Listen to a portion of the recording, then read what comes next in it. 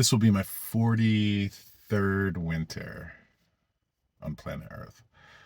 I've been born and raised in northern Vermont, New Hampshire my whole life, and I've experienced a lot of winters. A long time ago, I heard that winter isn't just a season, it's an occupation. And as soon as I heard that, it made a lot of sense to me.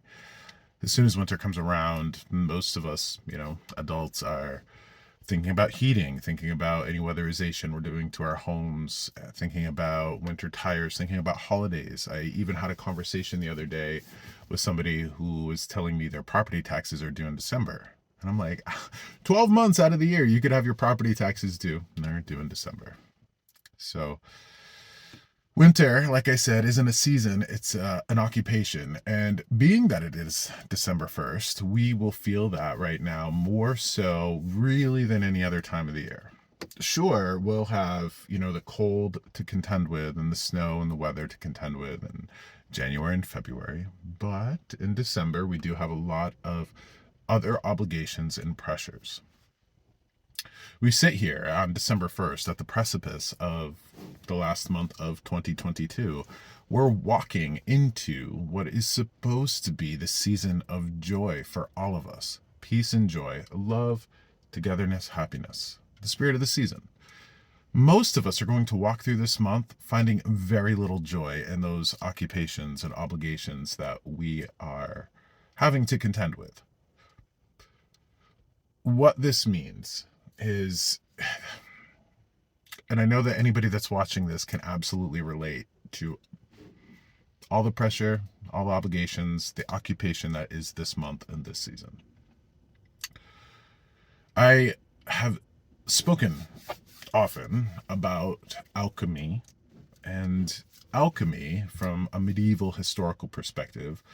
They were the first chemists. They were the sort of magicians and the people that would take, their idea was to take lead or a base metal and turn it into gold, to transmute it or transform it.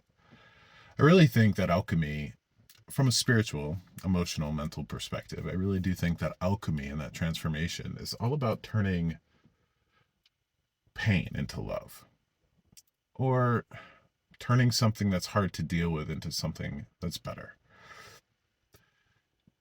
Every single one of us are going to face conflict and obstacles and confrontations and stress.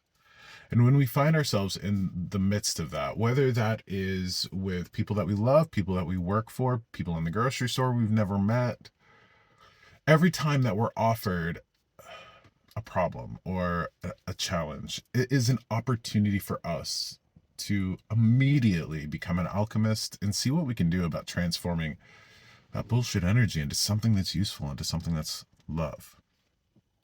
Or at least not pain. You might not be able to hit love, but you could hit no bullshit, hopefully. Remember that as you interact with the conflicts that are on the inside of you as well. You're going to have, am I doing enough of this? Am I doing enough of that? Oh my gosh, what about that? You're going to have all these conflicts on the inside of you as well.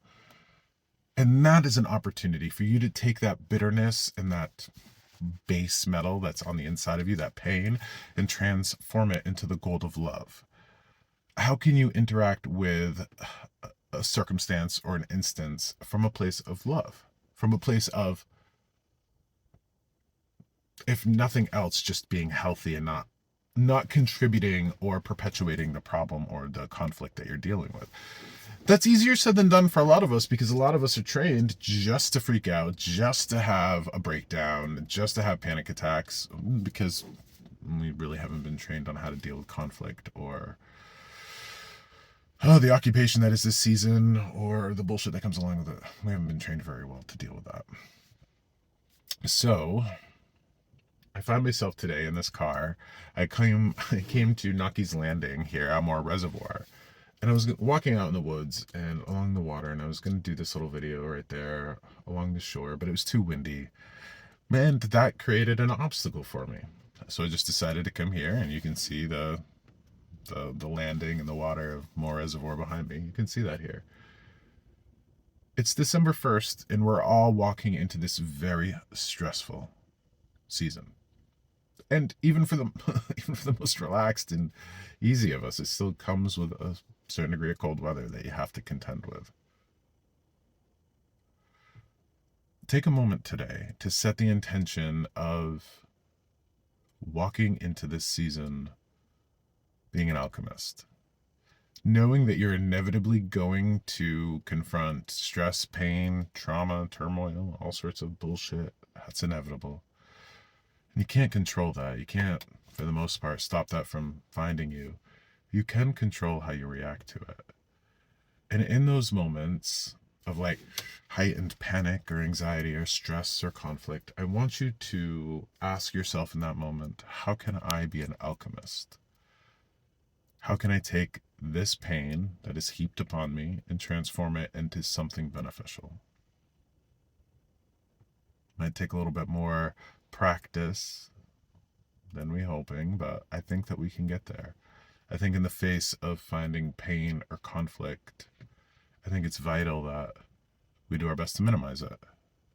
Well, when we minimize our suffering, we minimize the suffering of the people that love us in life or in death.